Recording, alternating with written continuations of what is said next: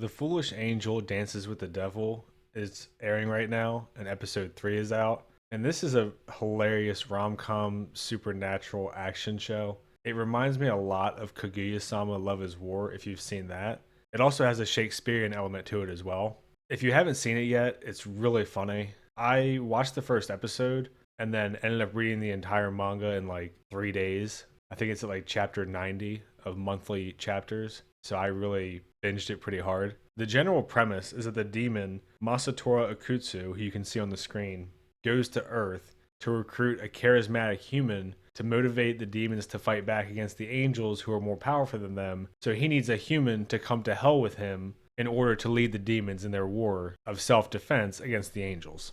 The girl on the screen is Lily Amane, who you find out in the first episode is an angel. This image right here is the first time that he sees her, and obviously you can see he's love struck and it's super over the top. It's really amusing because she realizes that he's a demon, so she puts a collar on him and essentially binds him to her as his slave, and she can kill him whenever she wants, so he has to listen to her. And it sounds like a super serious plot, but it's really not. There's a serious moment here and there for dramatic stuff, but the tone of the show is very light overall. A rom-com type show with a demon from hell and an angel from heaven. And that's why I said it has like a Shakespearean element to it. But then there's also this element of he wants to get rid of this collar, so he's trying to manipulate her and seduce her, and she wants him to help find other demons so that she can exterminate him. So she's also trying to get to him as well. And this is why I said it seems like Kaguya-sama, because if you haven't seen Kaguya-sama, the whole premise of the show is that whoever falls in love first is the loser in the relationship and gives up all the power. So in that one, Shirogane and Kaguya are both trying to get the other one to admit their feelings for them so that they hold the power in the relationship. And this one is very similar in that capacity, where they're both trying to manipulate each other, so they're both trying to seduce each other. But they obviously also are both attracted to each other, so it's just ongoing shenanigans that way. Here you can see the little shoujo style art where he's glittery and looking all good and whatever. It's really ridiculous, but I think it's hilarious. And you can see they're both kind of looking at each other, and he has the sparkles and she has the hearts, and they're both like thinking to themselves, why is the other one so good looking? And this is from the second episode, but it's really funny, where they're both trying to mess with each other, and they're doing like all the rom-com tropes, like they're accidentally touching the other one's hand, and she's making like the little cute faces. He rolls up his sleeves so that she can see his forearms, and it uses these two animals to represent them dueling each other and landing blows on each other to break down their defenses. It's super over the top, but really funny. This is one where the art in the manga is hilarious just throughout.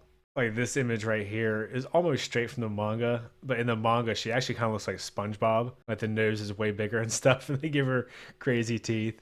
There's some really good moments throughout the whole series. It's about 90 chapters in. I'd have to double check, but the story has really come a long way, and I've really liked the dynamics of everything. And it's just really interesting to see a rom-com with the supernatural twist to it. Because typically what you do in the rom-coms, at least in anime that I've seen, is you have the loser guy who's kind of gloomy and the really popular girl, and then for whatever reason she likes him and he doesn't know if they can be together, and that's kind of how it builds. This includes things that I like. I'm not shitting on it. Origairu, Dangers in Their Heart come to mind. Obviously you have stuff like My Dress Up Darling, and if you get into like the edgy isekai characters, there's a million of those types. Stuff like R Ferretta. Yeah, anyway, I think it does a good job of kind of making fun of those tropes, but also it has a nice twist to it where they both do have this relationship where they understand that the person is their enemy, and as it goes on, they acknowledge those conflicted feelings more and more. I'm not going to give any spoilers away, but obviously you have other angels and demons come into play and people getting involved and trying to figure out what their relationship is. Even though they're not dating or anything, it still puts strain on it because they're a demon and an angel. So there's a lot going on.